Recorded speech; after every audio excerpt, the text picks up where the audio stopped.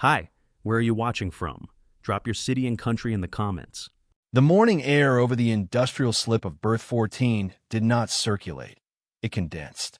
It carried a dense, greasy compound of low-sulfur marine diesel fuel, decaying river silt, and the bitter, metallic tang of oxidized anti-fouling paint being blasted off holes in the dry docks 2 miles downwind.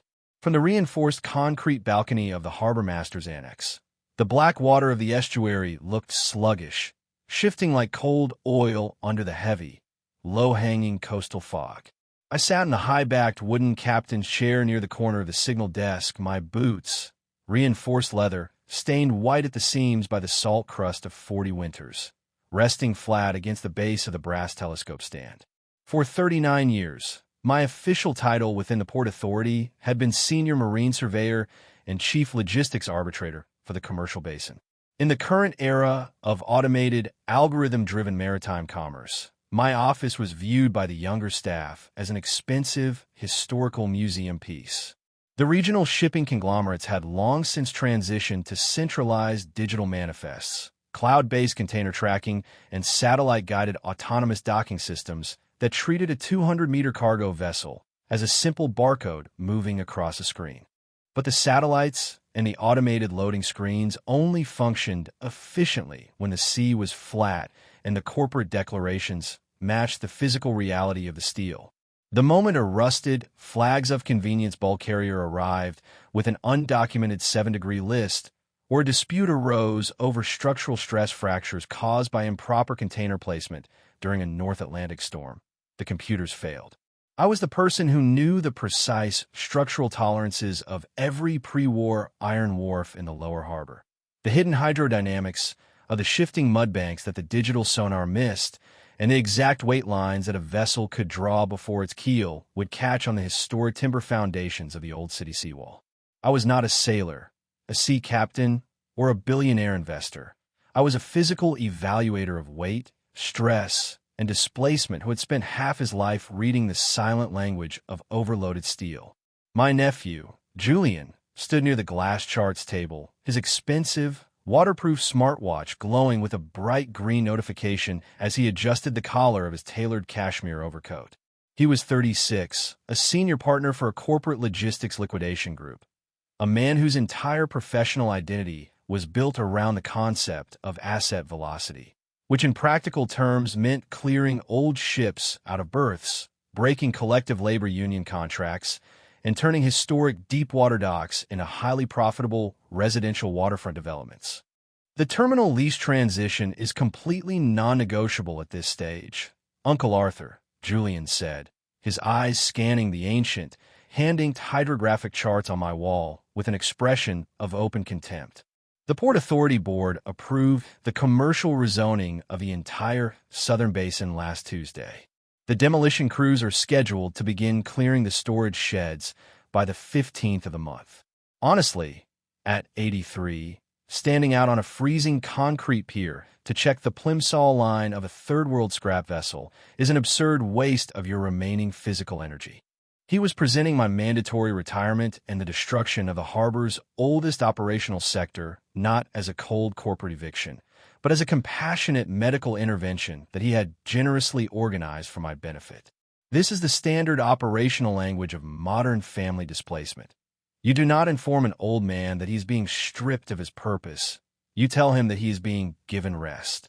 The digital manifests for Berth 14 do not account for the structural deadweight of the old iron pilings. Julian, I said, my voice dry, carrying the flat, measured rhythm of a man who spent his life reading technical specifications to maritime courts. The computer assumes the dock can be cleared with standard industrial cranes. It cannot. The computer models were designed by structural engineers from the capital, Arthur, he replied, sliding his leather gloves onto his hands with a slow, deliberate precision. They aren't using handwritten notebooks from the 70s. We have to look at the macroeconomic reality here. The shipping lines are moving to 300-meter megamax carriers. This old, shallow channel is economically dead. David and I have already secured your placement at the Maritime Crest Village out in the hills. It's a private luxury community with its own indoor pool, continuous nursing coverage, and a beautiful view of the Valley Lakes.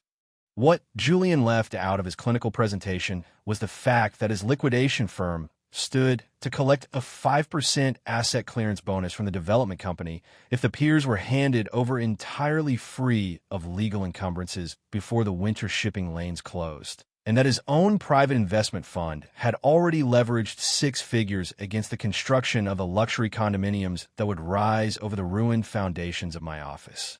The structural friction between myself and my nephew's corporate partners reached a critical point exactly 24 days later, during the emergency inspection of the MV Star of Alexandria.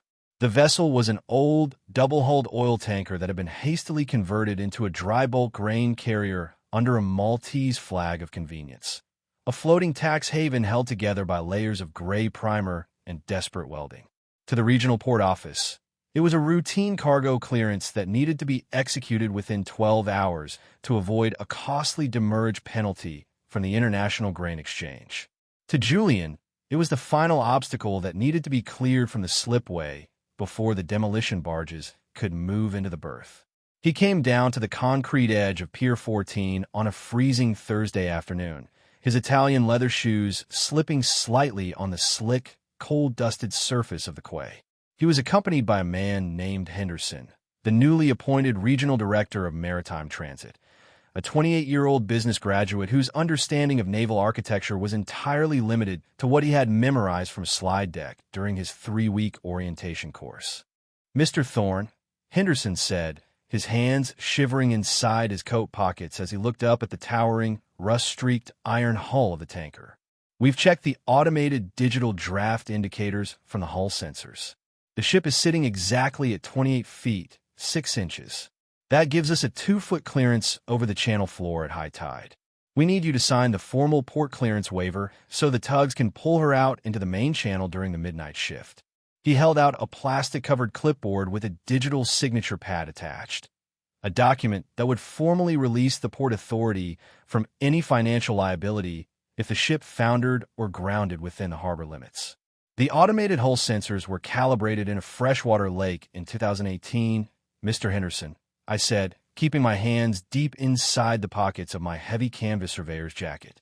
"They don't account for the current density of the river runoff after 3 weeks of mountain rain, and they certainly don't account for the structural shifting of the interior bulkheads." Julian stepped directly into my line of sight, his face red from the biting coastal wind, his voice rising above the rhythmic, industrial thudding of the ship's auxiliary generators. "Arthur, let's drop the maritime folklore. The ship's captain has already certified the cargo weight at 42,000 metric tons. The regional computer system has cross-checked that against the displacement curves. The numbers are green. Your refusal to sign this waiver is costing the terminal $40,000 every 6 hours. If this ship misses the midnight tide, the demolition contract for the pier goes into default." He leaned closer, his eyes narrowing into a sharp, transactional glare that carried no trace of familial affection. "We know what you're doing, old man. You're trying to stretch out your final week of employment by playing the grandfatherly safety expert. But it's over. If that signature isn't on the pad by 5 o'clock, Henderson and I will file an emergency administrative bypass under the Port Modernization Act. We will have you removed from the premises by harbor security for operational interference, and your retirement health care package will be submitted for a full forensic audit by the State Compliance Board." He paused, ensuring his words were not lost against the roar of the ship's vents. "The Crest Village complex doesn't take residents with flag health insurance, Arthur. If we file that audit, you'll be spending the winter in a state-subsidized room out in the industrial flats where the air smells like refinery sulfur. Sign the clearance and walk away with your dignity." The final confrontation did not take place on the wet concrete of Pier 14. It occurred 48 hours later within the mahogany-paneled executive boardroom of the International Maritime Underwriters Syndicate on the 44th floor of the Crown Tower, a glass skyscraper that overlooked the harbor like a watchtower. Julian had organized an emergency administrative hearing, utilizing a corporate transport service to bring me there as if I were an obsolete piece of property being brought before a bankruptcy referee. Director Vance, a senior maritime insurer whose entire career was based on the mathematical calculation of human catastrophe, sat at the head of the long table. Next to him sat Julian, his laptop open to a spreadsheet titled Project Horizon, Southern Basin Asset Clearance, and Henderson, who was nervously drinking water from a crystal glass. "Mr. Thorne," Director Vance began, his voice flat, carrying the cold, analytical weight of a man who spent his days signing off on multi-million-dollar shipwrecks. "Your nephew has presented a highly detailed, data-driven report regarding the status of the Star of Alexandria. The port cannot allow an individual surveyor's personal nostalgia to block a $12 million urban development initiative. The digital data indicates the vessel is entirely stable for open sea transit. Your continued objection appears to be based on undocumented personal intuition." The monitor on the boardroom wall flashed a high-resolution 3D schematic of the cargo ship. Its interior cargo holds colored in a bright, reassuring green that indicated perfect weight distribution. "The 3D model is missing its real-world foundation, Director," I said, rising from my chair without using the armrests. I did not open a computer. Instead, I reached into my leather surveyor's case and pulled out 3 separate cylinders of solid, gray steel, each one exactly 4 inches long, their surfaces deeply scarred by microscopic stress cracks. "In December of 1978, I said, my voice steady, cutting through the room's air-conditioned silence with the absolute precision of a shipyard whistle.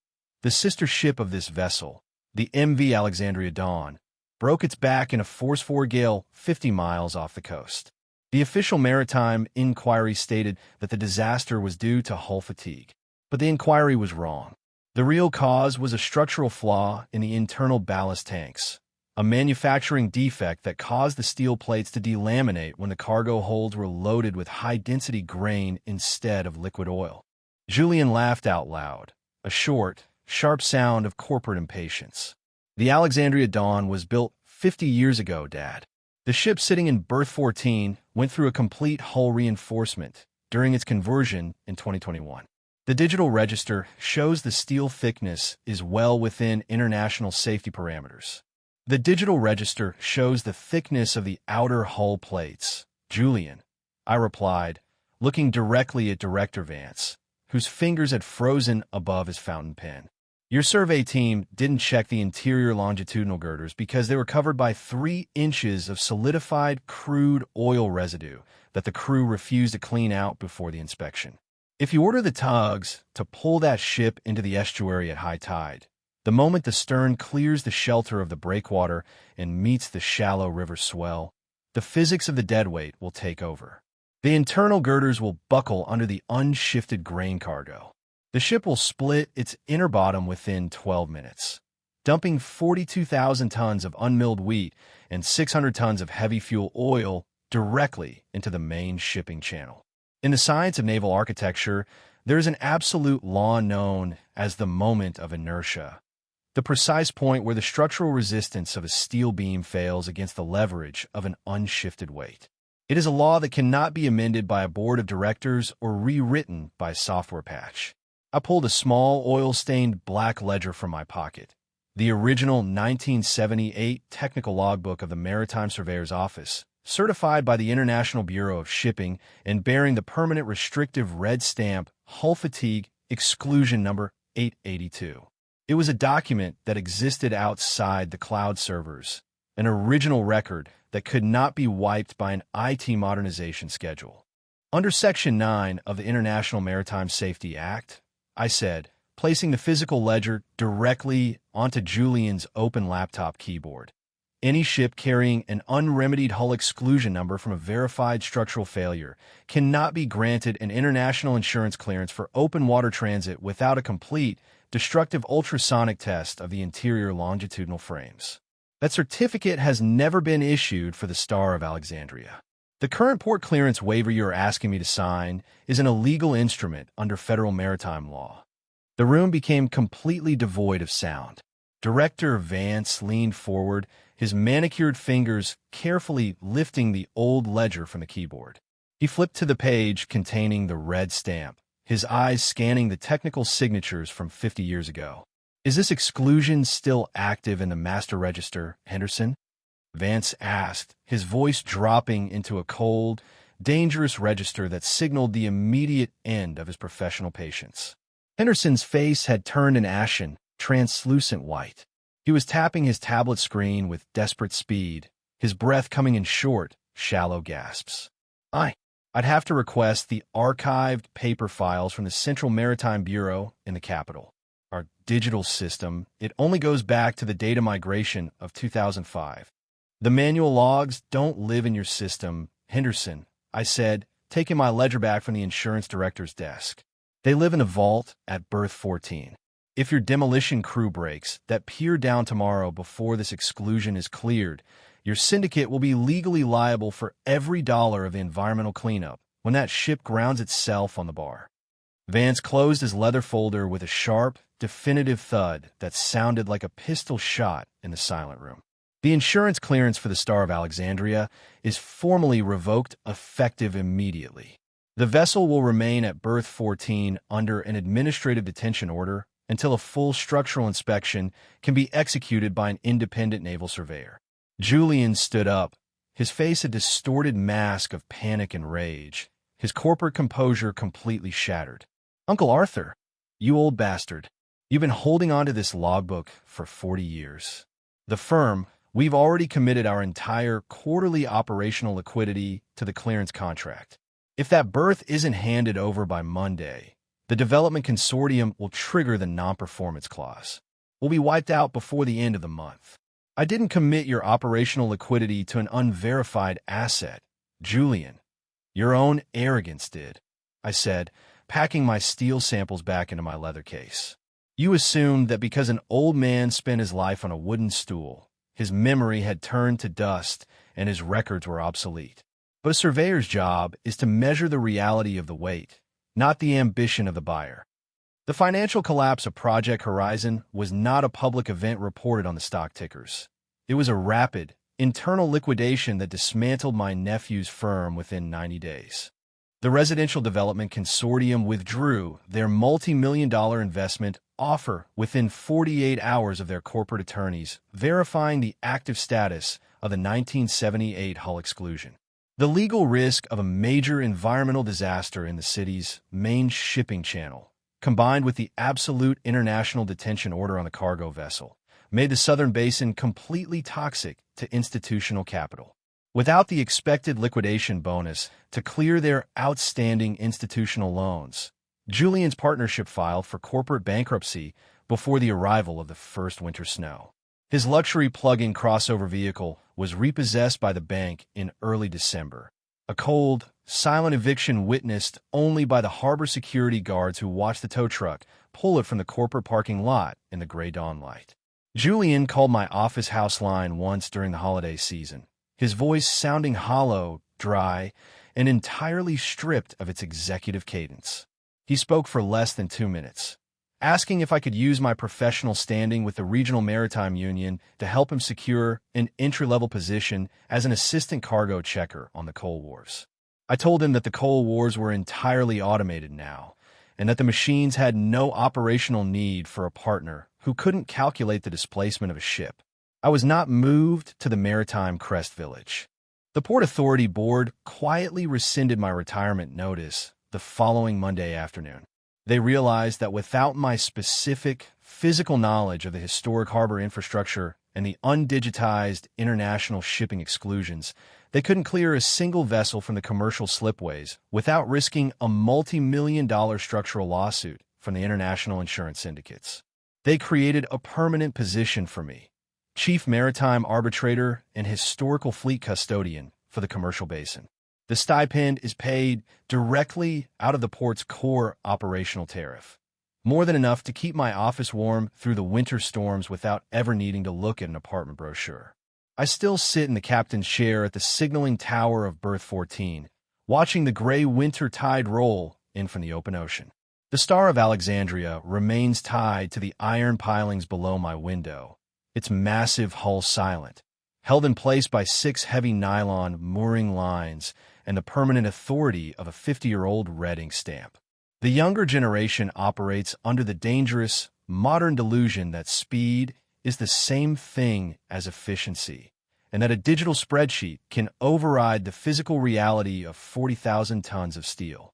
They believe that wealth is created by simply erasing the past and replacing it with a more profitable corporate model on a glass screen.